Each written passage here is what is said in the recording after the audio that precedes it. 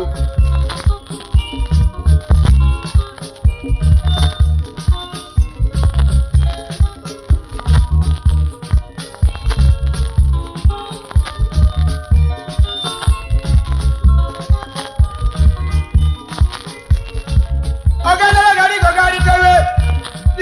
Gari tebe, ini go yeli.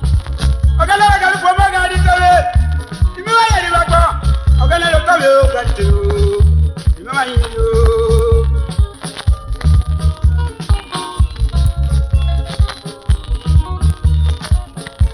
Ogala lo gari go gari tebe, imi go yeli. Ogala lo gari go gari tebe, imi go yeli. Ogala lo gari go gari tebe, imi go yeli o.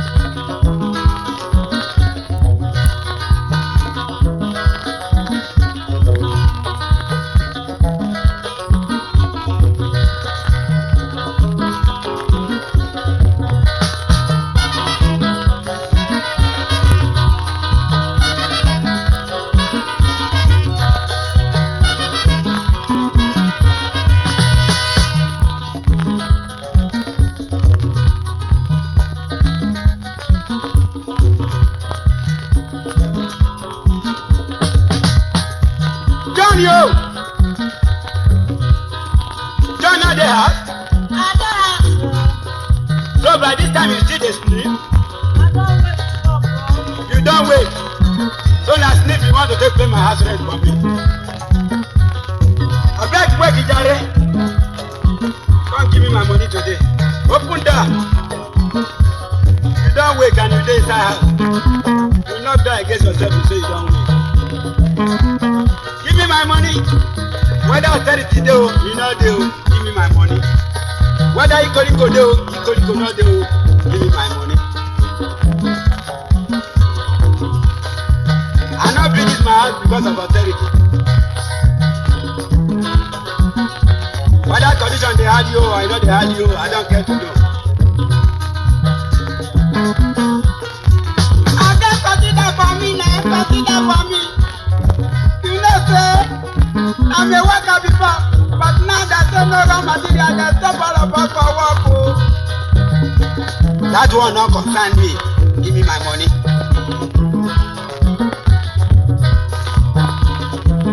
So none other than tenant, they begin to blow your head because of money trouble. And what if bring them now? No austerity. Iko.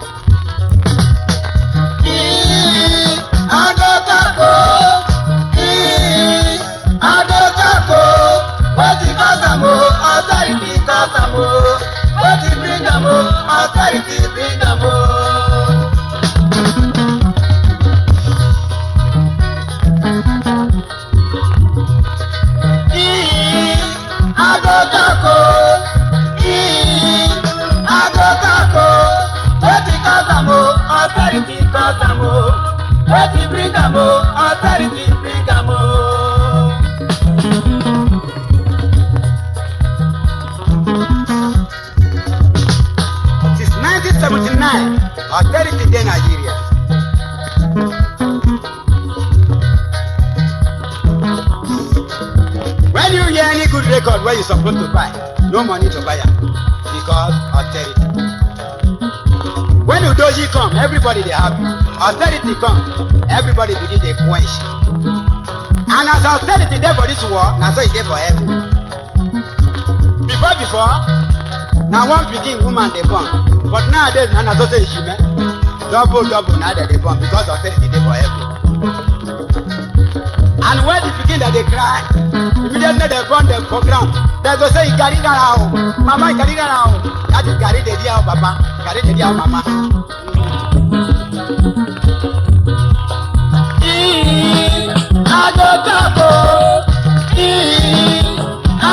What it cause am o, austerity cause am o. What it bring am o, austerity bring am o.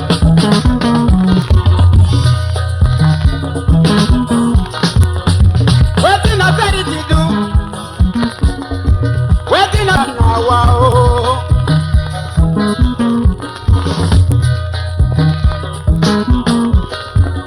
Oga don turn boy because no work again. Wetin bring am o? Na austerity bring am o. So say housewife you don begin dey make ashawo because of no money. Along the road na dem begin dey rain now. Along the road. For evening now you go see them line up. Whether you be husbanded o or you are the student o, na una know. Everybody don join the same chorus of 10 and 10 pence.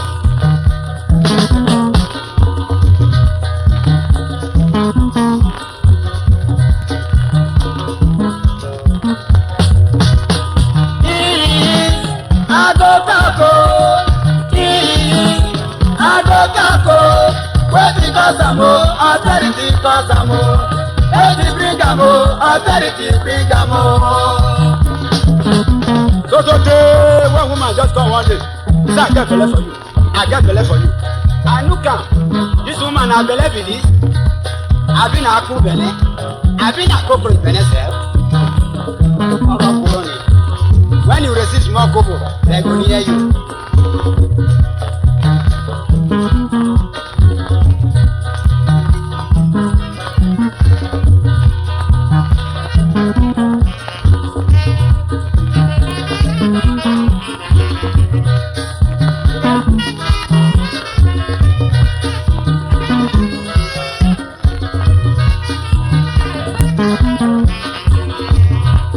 Rico don't do another one again. The small place where all these young boys they manage, they set their record. They trade on their own. They get their gobo. They begin to blow with them. We don't know where we are heading to.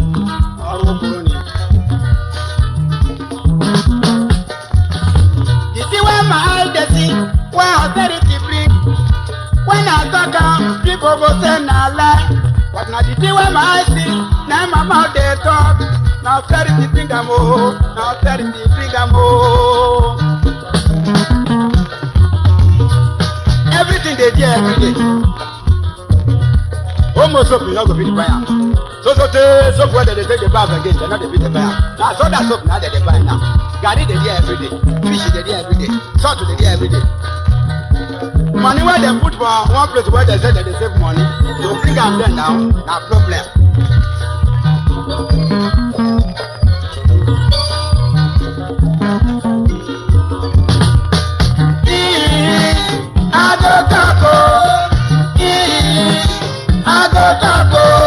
Wetin cause am o, austerity cause am o. Wetin bring am o, austerity bring am o.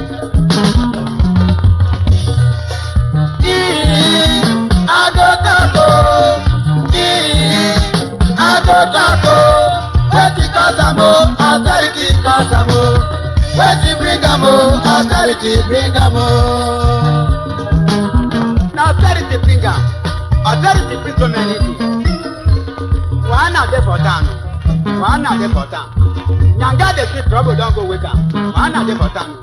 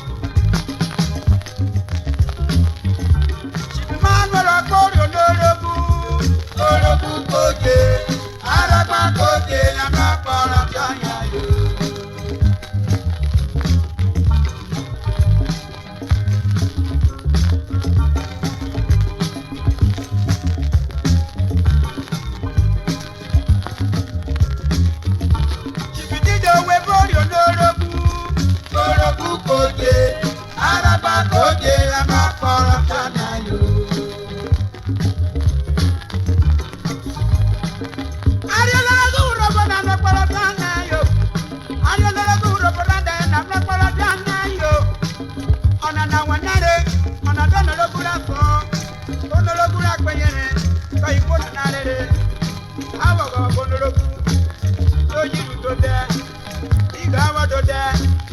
wọ́n yóò lórókù ọdẹ mọ́ lórókù yá bẹ́ẹ̀rù mẹ́tì sọ́nà o.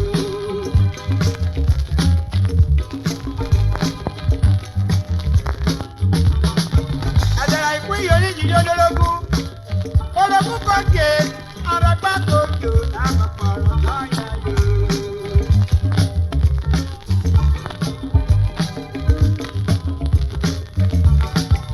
wọ́n tẹ̀sẹ̀ kòdò rẹ̀ arisi misago ọgbọ́n máa bò tí máa ń búrò náà ìbò kí ti gbẹgẹ òde mi kú bẹ́ẹ̀ àná ọ̀gá wọ́n mi kú bẹ́ẹ̀ rẹ̀ ọ̀gá mi kú ọ ọgbọ́dọ̀ wọn mi kú bẹ́ẹ̀ ìdílé mi mi kú ẹ misago wo bí lo àti misago.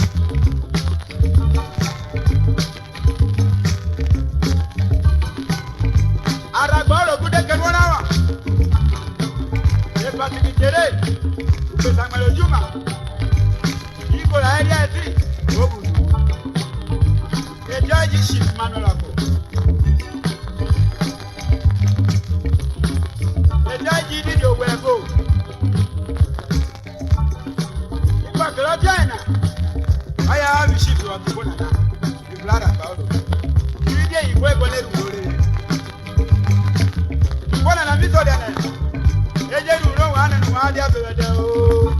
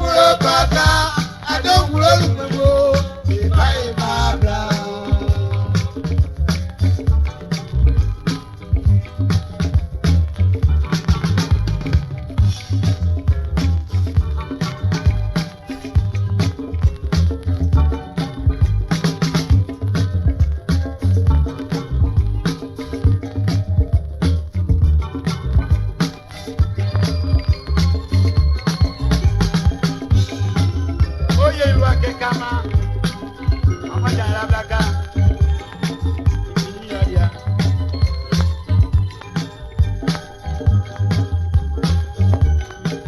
Ó ní àbúrò lónìí ẹ̀bú pé èyí múlò bá dá adúgbò lónìí mú ìbáyé máa dá.